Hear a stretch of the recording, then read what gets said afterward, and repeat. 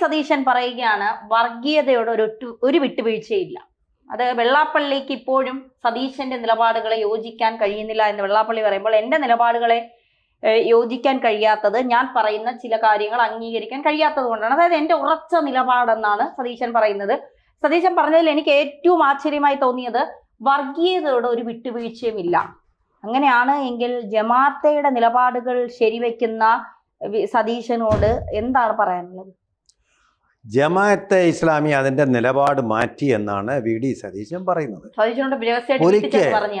പുള്ളിപ്പുലിക്ക് അതിന്റെ പുള്ളികളോ വരയംപുലിക്ക് അതിന്റെ വരകളോ ഒരിക്കലും മായ്ക്കാൻ കഴിഞ്ഞിട്ടില്ല ചരിത്രത്തിൽ ഇന്ന് വരെ.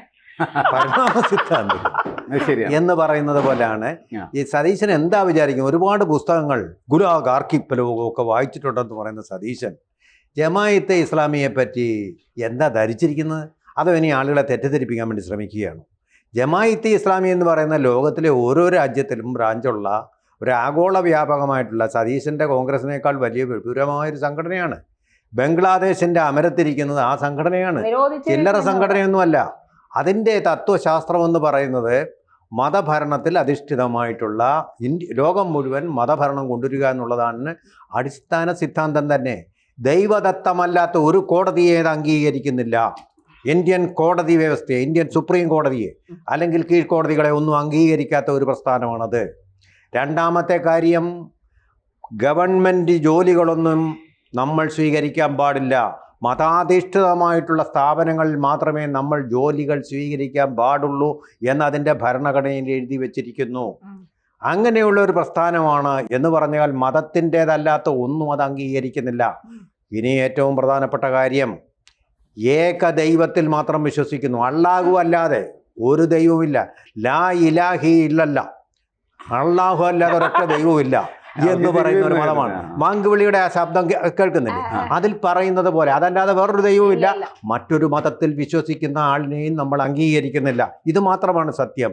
സത്യമത വിശ്വാസികളെ മാത്രമേ നമ്മൾ അംഗീകരിക്കാൻ പാടുള്ളൂ എന്നുള്ളതൊക്കെ ഇതാരാ എഴുതിയുണ്ടാക്കിയത്? ഇത് എഴുതിയുണ്ടാക്കിയത് മൗദൂദി എന്ന് പറയുന്ന ഇന്ത്യയിൽ പിറന്ന ഒരു മുസ്ലിമാണ്. വിഭജനത്തിന് ശേഷം അദ്ദേഹം അവിടെ പാകിസ്ഥാനിലേക്ക് പോവുകയും അവിടെ ഈ മൗദൂദിയുടെ ആശയങ്ങൾ, മൗദൂദിസം എന്നാണത്, കമ്മ്യൂണിസം എന്നറിയപ്പെടുന്ന പോലെ അറിയപ്പെടുന്നത്. അങ്ങനെ ലോകമാകെ അതിൻ്റെ കുടക്കീഴിലാവുകയും ചെയ്തിട്ടുണ്ട്. ലോകം മുഴുവൻ ഇസ്ലാമിക ഭരണകൂടങ്ങൾ എന്നുള്ള തത്വദർശനത്തിലാണ്, അത് സിദ്ധാന്തത്തിലാണ് അത് വിശ്വസിച്ചുകൊണ്ടിരിക്കുന്നത്. അങ്ങനെ ഒരു പാർട്ടി ഇവിടെ മാറ്റിയെന്ന് പറയുന്നത് ആളെ പറ്റിക്കാനാണോ? സതീശൻ അറിയാൻ വയ്യാത്തതുണ്ടോ? ഒരു കേരളത്തിൽ മാത്രം ഒതുങ്ങുന്ന ഒന്നല്ല, ഇന്ത്യയിൽ എല്ലാ സ്ഥലങ്ങളിലുമുണ്ട്. ജമാഅത്തെ ഇസ്ലാമി ഹിന്ദെന്നാണ് അത് അറിയപ്പെടുന്നത്. കാശ്മീരി വരുമ്പോൾ ആ ഹിന്ദില്ല. കാരണം കാശ്മീർ ഇന്ത്യയുടെ ഭാഗമായിട്ട് അംഗീകരിക്കാത്ത ഒരു പ്രസ്ഥാനമാണത്. ബംഗ്ലാദേശിൽ ഈ 15 ഹിന്ദുക്കളെ കൊന്നതിൻ്റെ പ്രധാനപ്പെട്ട ഉത്തരവാദിത്വം ഇവർക്ക് മാത്രമാണ്. വർഗീയവെറി, മതവെറിയാണ് ഇവരെ പരത്തിക്കൊണ്ടിരിക്കുന്നത്. ഇവരുടെ ഒരു തത്വശാസ്ത്രങ്ങളുണ്ട്. നമ്മുടെ ഈ അടവ് നയമെന്ന് പറയുന്നത് പോലെ മാർക്സ് ഇത് പറഞ്ഞിട്ടുള്ളതാണ്. നമ്മൾ ശക്തമല്ലാത്ത സമയത്ത് പതുങ്ങിക്കിടക്കുക, ശക്തമാവുന്ന സമയത്ത് ഊർജ്ജസ്വലതയോടെ ചടകുടഞ്ഞെണീറ്റ് നമ്മൾ ശക്തമായിട്ടുകൊണ്ട് എതിരാളികളെ അവരെ ഉന്മൂലനം ചെയ്യുക. ഉന്മൂലനനാശന സിദ്ധാന്തത്തിൽ തന്നെ വിശ്വസിക്കുന്ന ഒരു പ്രസ്ഥാനവുമാണ്.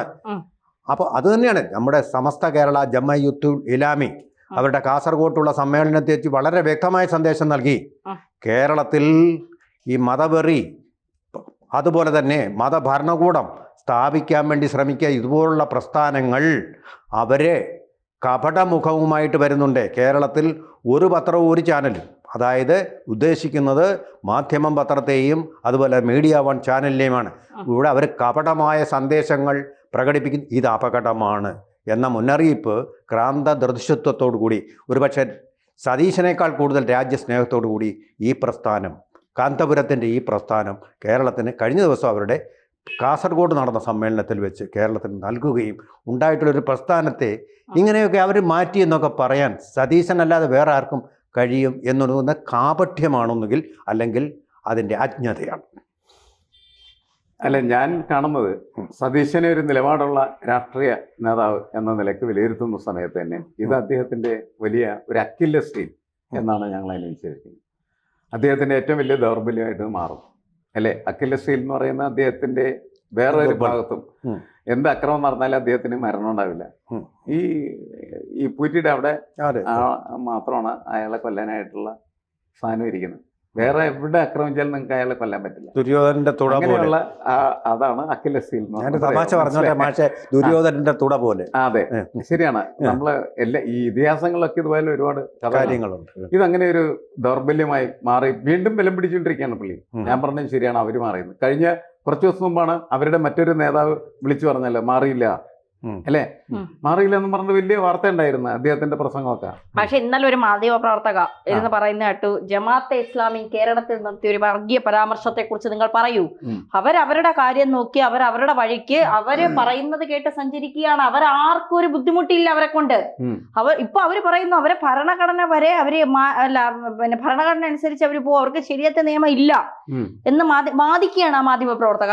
അല്ല, ഇതിന്റെ പ്രശ്നം എന്താണെന്ന് വെച്ചാല് ഈ മധുദിസം എന്ന് സാറ് പറഞ്ഞല്ലോ, അത് മനസ്സിലാക്കാതെ നമ്മൾ സംസാരിച്ചിട്ട് കാര്യമില്ല. മധുദിസം എന്ന് പറയുന്നത് ഈ ലോകവ്യാപകമായിട്ട് അവർ നടത്തിക്കൊണ്ടിരിക്കുന്നതായിട്ടുള്ള, അതെ, കമ്മ്യൂണിസം പോലെ തന്നെ ഉപയോഗിക്കുന്ന ഒരു പ്രയോഗമാണ്, ഒരു തത്വശാസ്ത്രമാണ്, ഒരു പ്രത്യയ ശാസ്ത്രമാണ്. അതെങ്ങനെ മാറണം? അത് മാറാനായിട്ട് പറ്റില്ല. അതാ എല്ലായിടത്തും. ഇപ്പോൾ ബംഗ്ലാദേശിന് കടുത്ത ശത്രുത ഇന്ത്യയുടെ എങ്ങനെ വന്നു? സത്യം. അതിൻ്റെ പ്രധാനപ്പെട്ട കക്ഷികൾ ആരാണ്? ഈ മധുദിസ്റ്റുകളാണ്, ജമാഅത്തെ ഇസ്ലാമിക്കാരാണ്. അവരാണ് അവിടെ ക്യാമ്പസുകളിൽ കലാപം നടത്തുകയും ആ കലാപത്തിൻ്റെ തുടർച്ചയായിട്ട് വഴിയോരങ്ങളിലൊക്കെ കലാപം നടന്നുകൊണ്ടിരിക്കുകയും ഹിന്ദുക്കളെയൊക്കെ വേട്ടയാടുകയൊക്കെ ചെയ്തുകൊണ്ടിരിക്കുകയാണ്. അതിൻ്റെ പ്രധാനപ്പെട്ട കക്ഷികളിൽ ഇവരാണ്. അപ്പോൾ ഇവർ നമ്മളുടെ ഇവിടെ പല സമരങ്ങളിലും സമരവേദികളിലൊക്കെ ഞാനൊക്കെ അവരുടെ പല സമരങ്ങളുമായിട്ട് ബന്ധപ്പെട്ട് പൊതു വിഷയങ്ങളെ സംബന്ധിച്ച എല്ലാ സമരങ്ങളിലും അവരൊക്കെ പങ്കാളികളാണ്. അപ്പോൾ അങ്ങനെ പങ്കാളികളാവുമ്പോൾ ആ സമരത്തിൻ്റെ വിഷയത്തിൽ മാത്രമാണ് എന്ത് ചെയ്യുന്നത്, പങ്കാളികളാവുന്നത്. അതുപോലെ തന്നെ അതിൽ മറ്റ് പല ആളുകളും ഒക്കെ ഉണ്ടാവും. പക്ഷേ അവരുടെ ബേസിക് ആയിട്ടുള്ള പ്രിൻസിപ്പിൾസിനൊന്നും ഒരു മാറ്റമില്ല. ഇവിടെ ഇപ്പോൾ ജനങ്ങൾക്ക് റോഡില്ല, സമരം നടക്കുന്നു, അവർ വന്ന് കയറും. അത് ആ ഒരു വിഷയം അവർ ഏറ്റെടുത്തുകൊണ്ട് പ്രസംഗിക്കുകയോ പ്രവർത്തിക്കുകയോ ചെയ്യുന്ന, അത് എന്തിനാണ് എന്ന് ചോദിച്ചാൽ ഇങ്ങനെയുള്ള ഇഷ്യൂസിലൂടെ അവരുടെ സാന്നിധ്യം അവർക്ക് വ്യാപിപ്പിക്കാനായിട്ടുള്ള ശ്രമം മാത്രമാണ്. അത് നമ്മൾ മനസ്സിലാക്കേണ്ടതാണ്. അപ്പോൾ അവരുടെ പ്രത്യയശാസ്ത്രമായിട്ട് അവർ നടക്കുന്നു, അവരെ അങ്ങനെ വിടുക. CPM ഇവരുമായിട്ട് നേരത്തെ വോട്ട് കച്ചവടമൊക്കെ നടത്തട്ടെ, അതിനെന്താണ്? അത് ഇത്രയും വ്യാപകമായിട്ടുള്ള രീതിയിൽ അത് ചർച്ചയ്ക്ക് വിധേയമാക്കപ്പെടുന്ന ഒരു കാലഘട്ടം വരുമ്പോൾ അവരെന്തിനാണ് നമ്മൾ അവർക്കൊപ്പം നിൽക്കുന്നത്? അവരെ അവരുടെ പണിക്ക് വിടുക, അവരിതാണെന്ന് മനസ്സിലാക്കുക. അതല്ലാതെ അവരെ കൊണ്ട് ഒരു ഗുണവും യഥാർത്ഥത്തിൽ ഉണ്ടാവില്ല. CPM ചെയ്തുകൊണ്ടിരിക്കുന്നത് അവരെ വിമർശിക്കുക വഴി സംഭവിക്കുന്നത് മുസ്ലിം സമുദായത്തെ മുഴുവനും എന്ത് ചെയ്യുന്നു, വെറുപ്പിക്കുന്നു. സതീശൻ ചെയ്തുകൊണ്ടിരിക്കുന്നത് അവരെ എൻ്റെ ഒപ്പം നിർത്തുന്നു എന്ന് പറഞ്ഞ് മുസ്ലിം സമുദായത്തെ ഒപ്പം നിർത്താൻ ശ്രമിക്കുന്നു. ഇതാണ് നമ്മൾ കാണുന്ന അടവ് നയം രണ്ടുപേരുടെ. CPMൻ്റെ ആയിക്കഴിഞ്ഞാലും അതേപോലെ തന്നെ സതീശൻ്റെ ആയിക്കഴിഞ്ഞാലും ഓപ്പോസിറ്റ് ആയിട്ടുള്ള അടവ് നയങ്ങൾ മാത്രമാണ്. അത് രണ്ടിനും ഗുണകരമല്ല എന്നാണ് എൻ്റെ അഭിപ്രായം. CPMും ഈ നേരത്തെയൊക്കെ പറഞ്ഞവരെ അവരുമായിട്ട് സഹകരിക്കാൻ അവരുടെ വോട്ടൊക്കെ വാങ്ങിച്ചിട്ടുണ്ടെന്നുള്ളത് ശരിയായിട്ടുള്ള കാര്യമാണ്. പക്ഷേ അതുകൊണ്ട് അവർ വോട്ട് വാങ്ങിച്ചു എന്ന് പറഞ്ഞ് കോൺഗ്രസ് അതിൻ്റെ വോട്ട് വാങ്ങിക്കാൻ നടക്കേണ്ട കാര്യമുണ്ട്. ഈ നമ്മുടെ കേരളത്തിലെ ഒരു രാഷ്ട്രീയത്തിൻ്റെ ഏറ്റവും വലിയ തകരാറാണ്. അവർ ചെയ്തിട്ടില്ലേ, അതുകൊണ്ട് ഞങ്ങൾക്കിത് ചെയ്യാം.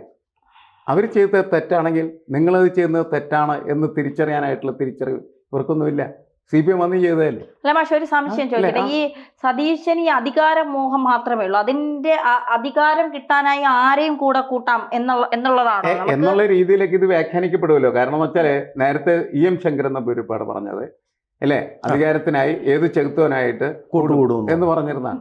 അത് ഇവരെല്ലാം ഏറ്റെടുത്ത് EMS പറഞ്ഞാലേ, അതുകൊണ്ട് ഞങ്ങളും പറയുന്നതെന്ന് പറഞ്ഞു നടക്കേണ്ട കാര്യമില്ല. കാരണം അതങ്ങനെ സ്വീകാര്യമാകുന്ന ചില സമയങ്ങളുണ്ടാവും. ആ സമയത്ത് അത് ഉപയോഗിക്കാം, അല്ലാത്ത സമയത്ത് അത് ഉപേക്ഷിക്കുന്നതാണ് ബുദ്ധി. അത്രേ നമുക്ക് പറയാൻ പറ്റും. ഈ ECI കോൺഗ്രസിൽ സതീശന് UDF അധികാരത്തിൽ വന്നാലും ഈ കടിപിടി നടക്കുന്നതിനിടയ്ക്ക് ECI സതീശനും മുഖ്യമന്ത്രിയാകാൻ ഇവരുടെയൊക്കെ സപ്പോർട്ട് ഉണ്ടെങ്കിൽ കഴിയുമെന്നാണോ സതീശൻ വിശ്വസിക്കുന്നത്? അങ്ങനെ വിശ്വസിക്കുന്നുണ്ട്. കോൺഗ്രസിന്റെ മൊത്തത്തിലുള്ള നയിപ്പ് അങ്ങനെ. കഴിഞ്ഞ ദിവസം അങ്ങനല്ലോ അവരുടെ തെലങ്കാന മുഖ്യമന്ത്രിയായിട്ടുള്ള രേവന്ത് റെഡ്ഡി അല്ലേ, രേവന്ത് റെഡ്ഡി പറഞ്ഞത് ഞങ്ങൾ കോൺഗ്രസ് എന്ന് പറയുന്ന പാർട്ടി മുസ്ലിങ്ങൾ ഞങ്ങൾക്ക് വേണ്ടിയാണ് പരസ്യമായിട്ട് പ്രസ്താവിച്ചു കഴിഞ്ഞു. ആ പ്രീണനം എന്ന് പറയുന്നത് കോൺഗ്രസിൻ്റെ ഏറ്റവും വലിയൊരു ആയുധമാക്കി ഇപ്പോൾ അവർ മാറ്റിക്കൊണ്ടുവരികയാണ്. അതിനെ കൺവെർട്ട് ചെയ്തുകൊണ്ട് ഒരു ആയുധമാക്കി ഉപയോഗിച്ചുകൊണ്ട് ആ വോട്ടുകൾ പിടിക്കാനുള്ള ഒരു ശ്രമം അവർ നടത്തുന്നുണ്ട്. കേരളത്തിൽ മുസ്ലിം ലീഗുമായിട്ടുള്ള അവരുടെ സഖ്യവും അങ്ങനെ തന്നെയാണ്. പക്ഷേ നമ്മൾ ഓർക്കേണ്ട ഒരു കാര്യം, മുസ്ലിം ലീഗിന് ജമാഅത്തെ ഇസ്ലാമിയുടെ വീക്ഷണത്തോടെ യാതൊരു യോജിപ്പുമുള്ള പ്രസ്ഥാനമല്ല. അതുപോലെ തന്നെ സമസ്ത കേരള ജമാഅത്തുൽ ഉലുമ കാന്തപുരത്തിന് യോജിപ്പില്ല. അദ്ദേഹം പറയുന്നത് ഞങ്ങൾക്ക് രാജ്യവും വേണ്ട, ജില്ലയും വേണ്ട, ഒന്നും വേണ്ട, സൗകര്യത്തിന് വേണ്ടി വേണം ജില്ലകൾ വിഭജിക്കാൻ, മതത്തിൻ്റെ പേരിലായിരിക്കരുത് എന്നും പറഞ്ഞു. ഞങ്ങൾ ഇന്ത്യക്കാരാണെന്നുള്ളൊരൊറ്റ പരിഗണന മാത്രം മതിയെന്ന് അദ്ദേഹത്തിൻ്റെ വായിൽ നിന്ന് വീണ വാക്കുകളാണ്. ഈ പറഞ്ഞ കാസർഗോഡ് സമ്മേളനത്തിൽ അദ്ദേഹം പറഞ്ഞ വാക്കുകളാണ്. അപ്പോൾ വളരെ വ്യത്യസ്ത. അതുപോലെ തന്നെ അദ്ദേഹം ജമായത്തെ ഇസ്ലാമിയുടെ രണ്ടാണ്. ജമായത്തെ ഉൾ ഉലമ മറ്റവരുടെ സംഘടന, ഇത് ജമായത്തെ ഇസ്ലാമി. ജമായത്തെ ഇസ്ലാമിയുടെ കാപട്യം നിങ്ങൾ തിരിച്ചറിയണം.